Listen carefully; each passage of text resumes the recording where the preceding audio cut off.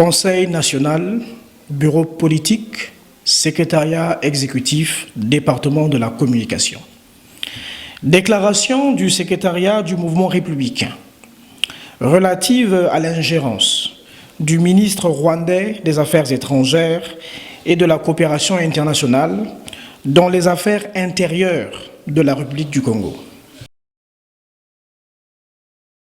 La République, Denis Sassou Nguesso s'est entretenu ce mercredi avec le ministre rwandais des Affaires étrangères et de la coopération internationale, Olivier Jean-Patrick, porteur d'un message écrit du président Paul Kagame à son homologue congolais. Deuxième point, c'était relatif à une polémique malheureuse qu'on a entendue ces derniers mois sur l'accord partenariat économique entre le Rwanda et le Congo, surtout sur une prétendue cession de partie du territoire congolais au Rwanda. Et donc nous sommes venus ici réaffirmer que cette polémique malheureuse n'a pas lieu d'être, puisque la République du Congo n'a pas cédé la moindre portion du territoire congolais au Rwanda et n'a vendu la moindre terre, n'a donné la moindre terre au Rwanda. Il y a simplement eu des accords de partenariat économique où des entreprises rwandaises sont venues explorer des opportunités d'investissement dans le domaine agricole, comme des entreprises congolaises pourraient aussi venir au Rwanda explorer les mêmes opportunités d'investissement dans le domaine agricole. J'ai dit à son Excellence, Monsieur le Président, qu'il s'agit bien entendu d'une polémique qui a été créée, entretenue par des groupes politiques pour s'en prendre au Président, à ses réalisations et au gouvernement.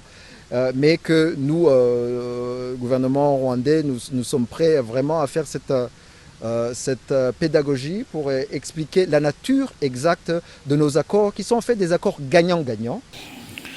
Peuple congolais, chers membres militants et sympathisants du mouvement républicain MR, à l'issue de la rencontre entre le président Denis Sassou Nguesso et le ministre rwandais des Affaires étrangères et de la coopération internationale, M. Olivier Jean-Patrick Ndourungire, qui a eu lieu le mercredi 10 juillet 2024 à Brazzaville, ce dernier a trouvé, pour moyen de séduction politicienne, une ingérence dans les affaires intérieures de la République du Congo. Car, pour lui, le refus catégorique de la majorité du peuple congolais, exprimé contre la vente ou cession des 980 km² des terres congolaises au Rwanda, d'après la chaîne officielle de télévision rwandaise, ne constitue qu'une malheureuse polémique qui est créée et entretenue par des groupes politiques d'opposition pour s'en prendre au président, à son gouvernement et à ses réalisations. Le gouvernement rwandais est donc là pour faire la pédagogie vis-à-vis du peuple congolais et aux leaders de l'opposition. D'emblée, il sied de rappeler que le ministre de la coopération internationale et de la promotion du partenariat public-privé de la République du Congo, M. Denis Christel Sassou Nguesso, fils de l'actuel président, disait qu'il s'agissait des bancs amphithéotiques et de la plantation de la culture du ricin en partenariat avec l'entreprise Eni Congo. Cependant, d'où sort le fait qu'il s'agisse désormais d'autres cultures, notamment celle du piment, alors qu'au départ, il s'agissait d'autre chose? Mais de qui se moque-t-on?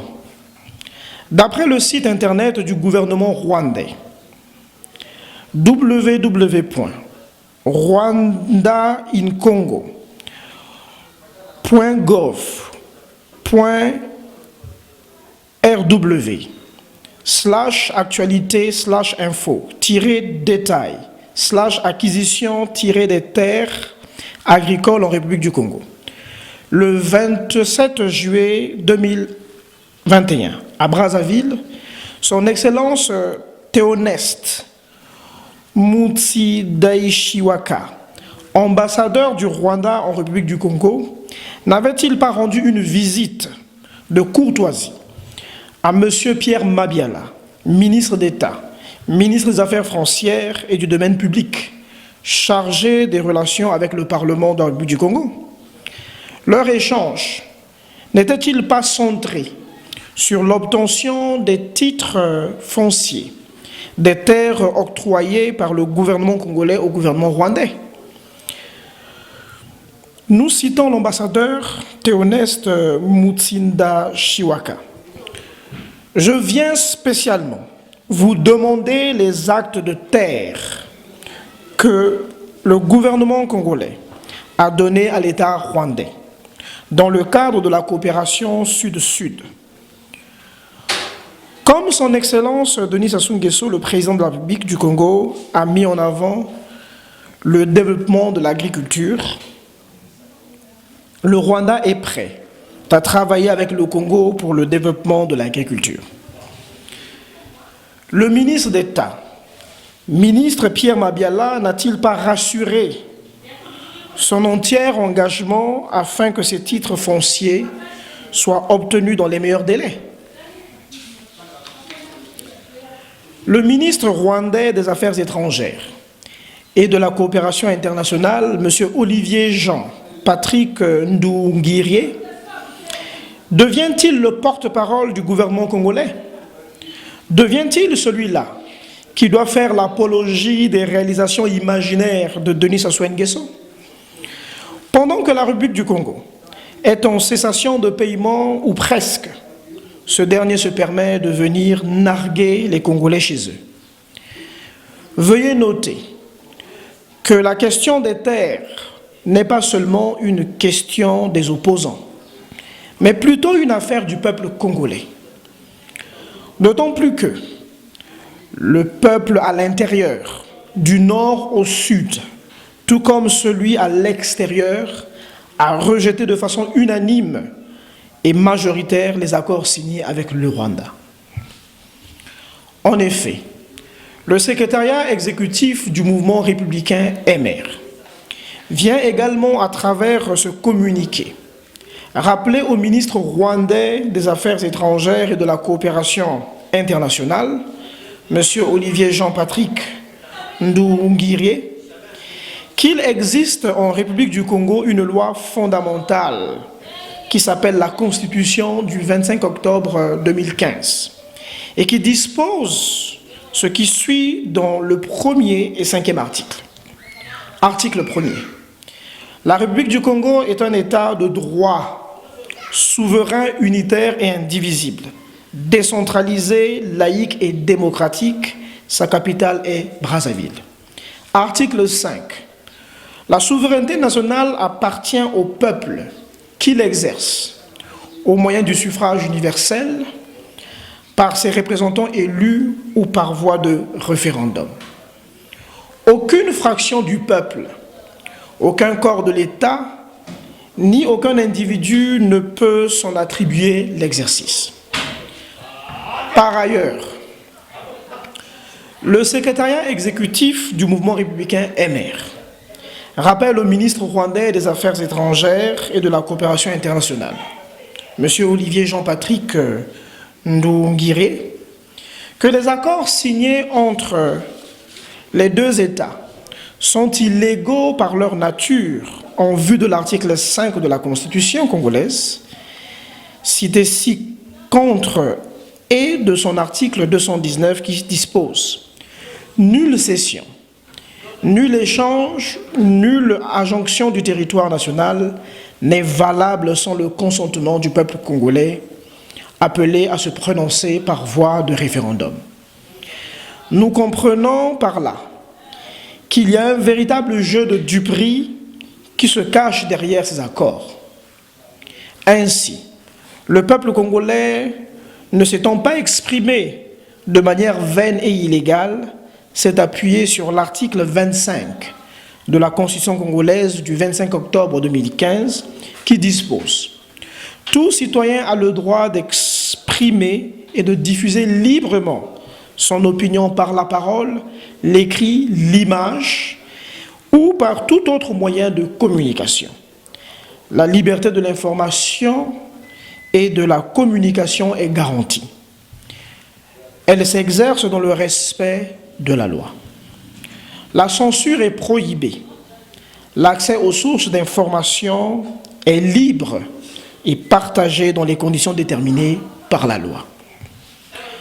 Paradoxalement, de quel droit le ministre rwandais des Affaires étrangères et de la coopération internationale peut-il se permettre de faire de la pédagogie à un peuple souverain et des procès d'intention aux leaders politiques de l'opposition congolaise? Ne sait-il pas que l'opposition congolaise est régie par la loi numéro 28-2017 du 7 juillet 2017, déterminant le statut de l'opposition politique en République du Congo, qui donne droit aux dirigeants des partis politiques de l'opposition de participer à la vie active du pays? Un ministre congolais peut-il faire de la pédagogie au peuple rwandais et manquer du respect aux opposants rwandais? Un ministre congolais peut-il devenir le porte-parole du gouvernement rwandais? Un ministre congolais peut-il faire l'apologie du président rwandais? Un ministre congolais peut-il devenir le défenseur des réalisations du président rwandais? Lorsqu'on occupe le poste de ministre rwandais des Affaires étrangères et de la coopération internationale, cela requiert un peu de la retenue et de sens de l'honneur. Or, ce qui vient de faire le ministre rwandais des Affaires étrangères et de la coopération internationale est une grave faute politique et diplomatique. Par conséquent, pour avoir manqué du respect au peuple congolais, le secrétariat exécutif du mouvement républicain exige des excuses publiques du ministre rwandais des Affaires étrangères et de la coopération internationale, M. Olivier Jean-Patrick Nduingire, au peuple congolais. En définitive, peuple congolais, chers membres, militants et sympathisants du mouvement républicain MR, le secrétariat exécutif du mouvement républicain MR vous invite à ne pas baisser les bras, à maintenir de la vigilance et à se tenir debout sur cette question de la cession ou vente de nos 980 km² de terre au Rwanda. Par-dessus tout, nos ancêtres nous ont légué ces terres, ont versé leur sang pour ces terres. Nous avons donc la responsabilité de protéger cet héritage. Ce régime a déjà pris la dignité du peuple congolais et son honneur. Ce régime humilie le peuple congolais tous les jours. Et donc lui arracher ses terres signifie la fin de son existence en tant qu'État.